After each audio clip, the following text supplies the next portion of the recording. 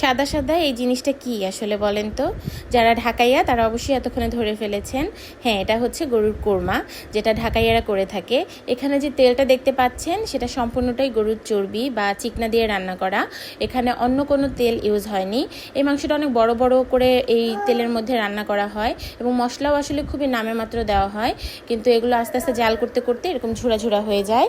আর এটা দিয়ে পোলাও দিয়ে, পরোটা দিয়ে কিংবা বাকরখানি দিয়ে খেতে খুবই মজা লাগে। এই মাংসটা আমরা হচ্ছে তেল থেকে উঠিয়ে উঠিয়ে এভাবে খাই, তেলটা ডিরেক্ট খাই না, কিন্তু তেল দিয়ে পরোটা ভেজে খাই, সেটাও অনেক মজা লাগে। আর আমার কাছে সব থেকে ফেভারিট হচ্ছে এরকম বাকরখানি দিয়ে খাওয়া।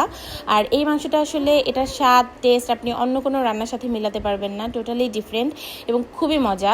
যারা কখনো খাননি, কখনো যদি ট্রাই করতে পারেন করবেন, খুবই মজার একটা জিনিস। আর এই মাংসটা জাল করতে করতে আরও ঝুরা ঝুরা হয়ে যায়, তখন আমরা এটা দিয়ে খিচুড়িও রান্না করি। আর অনেক দিন নর্মালি আপনি জাল করে করে খেতে পারবেন, এছাড়া ডিপ ফ্রিজেও সংরক্ষণ করতে পারবেন।